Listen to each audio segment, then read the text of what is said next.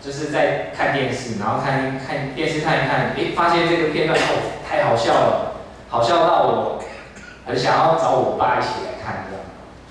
然后结果我就真的跑去找我爸，那没有想到那时候应该是我爸跟我妈应该在吵架，就后来我爸就冲出来，然后我就赶快去跟我爸讲说，爸，那个电视节目真的好好看，你赶快来看这样。结果我话才刚说完，他就往我的肚子重重的踹一脚，然后整个被踹到墙角。我当下是，其实不只是肚子痛，是心很痛，很痛，因为，我那时候吓得哭不出来，然后，我爸就是唠了几个狠话，那个3、4斤，然后就掉头，就走掉了，对。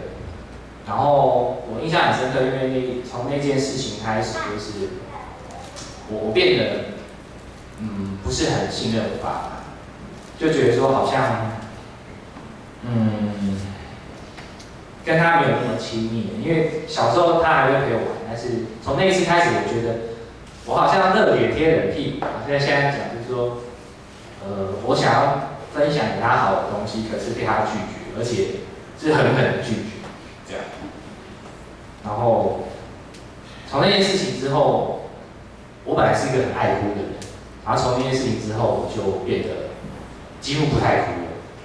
几乎不太哭。对，就是等于说把自己感性那一面藏起来，这样。那我跟我父亲的关系也不再亲密，就是我不会再跟他分享我心里的感觉，这样。然后这一切就是直到我认识上帝啊，跳得快。刚刚讲我大3进到圣歌队，然后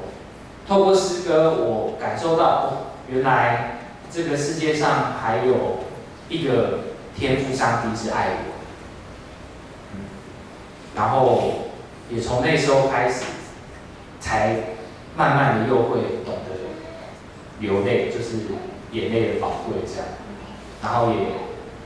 感受到天父的爱这样，然后这个爱慢慢的改变我，然后让我愿意把自己献给他，也为别人的生命跟需要负责。那一路上的这个恩典实在太多了，就光从99年那年，民国99年那年我生日本脑，这在座很多人知道是日本脑炎，我得过日本脑炎，曾经那个致死率3成的日本脑炎，差一点就是要把我带走这样。那时候我还没受洗，然后在得日本脑炎之前，我父亲回天家，就是那一年发生很多苦难，可是恩典也特别多。上帝的带领很奇妙，就是曾经我认为耶稣跟我有什么关系？这个凯会可以做见证。曾经我在某一次的圣诞节，我写的卡片给他，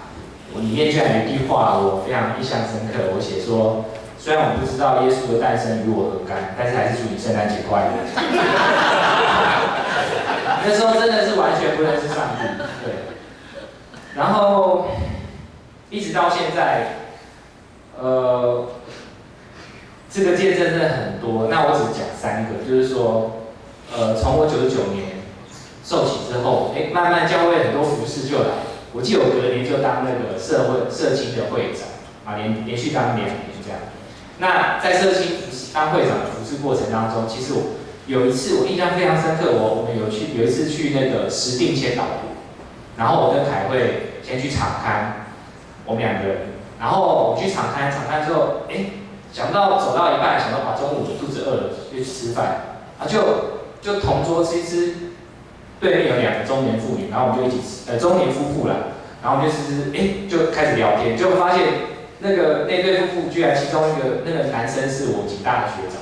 大概大我20几年，20几期这样，然后就聊到重点还是基督徒，对，然后就聊到相谈甚欢，结果后来出来的时候，想到滂沱大雨，我们吃饭的地方离我那个停车的地方又很远，就那个学长就很好心，就说，我带你去那个你的车子那边，哇，就超好。我们那次也忘记带伞，然后这件事情我印象非常深刻，就是上帝为我预备那个这么好的一个这个就是不用当落汤鸡啊，对，我就跟大家分享。然后再来就是去年的事情啊，就是去年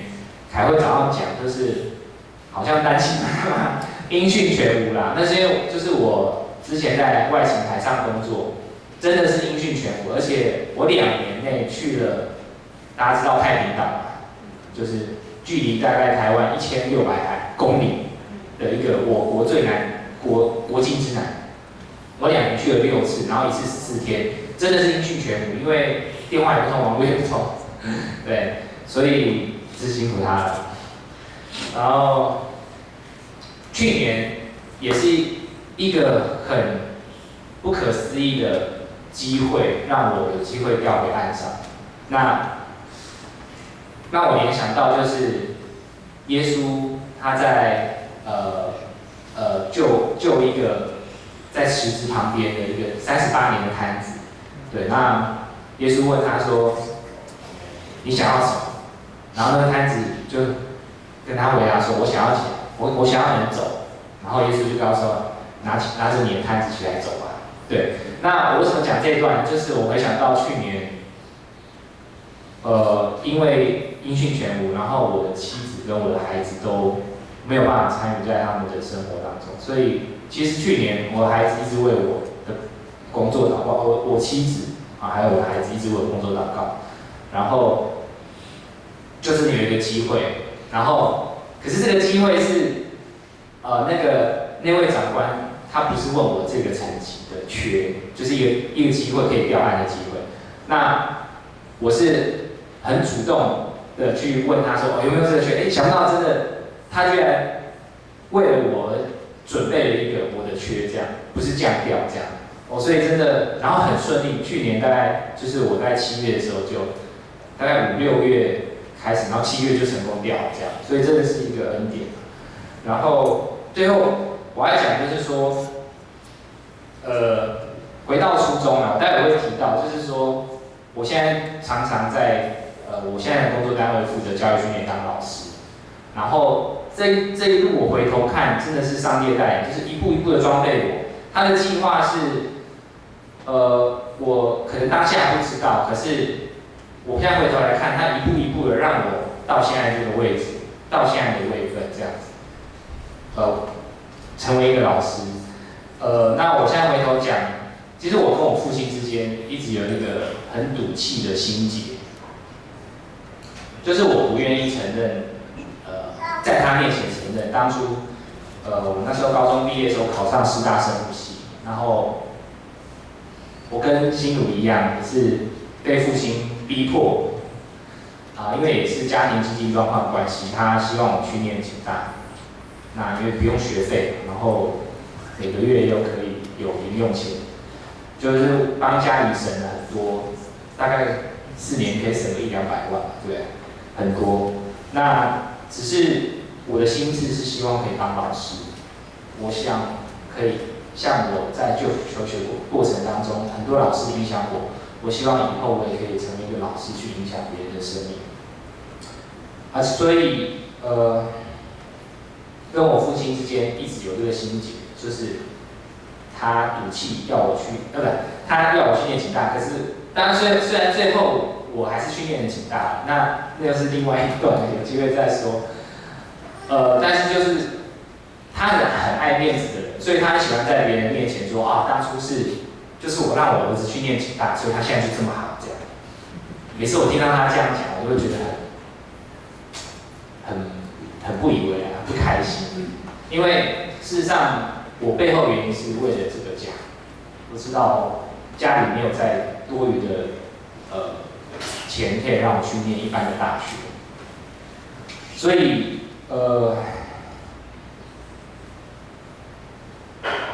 但是我知道他，虽然我每次在他众人面前他在讲的时候，我不承认，可是我知道他很在乎这件事情。从哪里知道呢？因为我印象很深刻，那时候我在警大念完预备教育的时候，然后他回来就请我分享，然后我边分享的时候，他居然在我面前边哭这样，他哭出来。那我知道我现在回想他那个眼泪是，他觉得儿子长大，然后可能有一部分是对我的亏欠，没有办法让我许着我的理想。对，那最后就是后来我父亲在99年的时候他病危，那我也许是因为圣灵的催逼啦，我那时候就赶快请教会跟牧师，教会牧师长老来帮他施洗，那感谢主，那他在还有意识的时候，他点头。那最重要的是，在当下圣灵也提醒我要跟他和好。我对他说：“父亲，谢谢你让我去念警大，是正确的决定。”然后我爸爸他听完之后突然变，那个脸突然变了，然后他又哭了，他好像等我这个答案很久很久。然后2个礼拜之后，我的父亲过世了，在床上过世。然后当下我过世的当下，我趴在我父亲的身体上嚎啕大哭。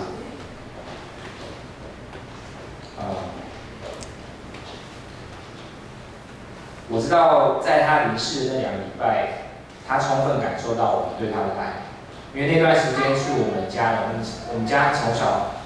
到大我没有印象，我几乎很少对彼此说我爱你，几乎没有。但是那段时间，每次我们去医院看我父亲，我们都跟他说我爱你。我知道上帝也爱他，没有让他痛苦太久，他2个礼拜就走了。转眼9年，现在我已经3个孩子的爸爸，那我也在学习，慢慢把过去成长阶段失落的父爱填补，也慢慢在当爸爸的过程当中，找回那曾经失落的父爱，并且靠着上帝的爱找回来。因为我们爱，因为神先爱我，谢谢上帝。这是我的分享，谢谢。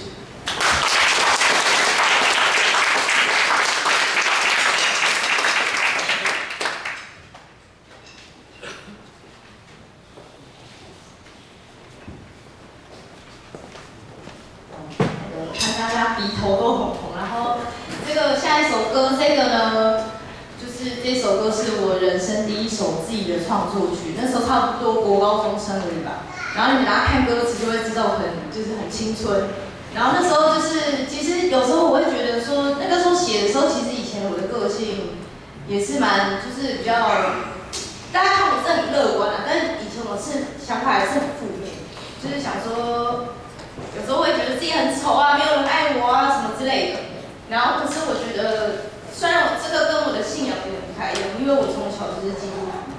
然后就是以前也会就来教会啊，不想来，我妈就会又来，我就烦，然后就是来了也不知道干嘛，然后就回家，所以差不多是这样的 tempo。但我觉得这个信仰很好，是它就会慢慢的渗透在你的生命中。然后我也不知道为什么有一次我就是会觉得说，其实不知道那时候来教会好像听，不知道是辅导还是谁来分享，是牧师讲的。然后那时候我就突然觉得说，为什么我要一直看我没有的东西？那不去注意说，其实上帝摆很多东西在我的生命中。对，所以我就写了一首歌。然后，对这首歌的话呢，就是前面就是第1段叙述我的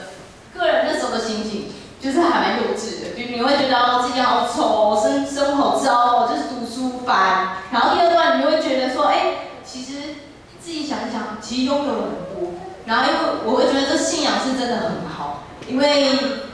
就是我觉得眼光也会不太一样。对，然后你就会觉得说，因为上帝在你的生命中有这信仰在你生命中，你真的变得很不一样。对。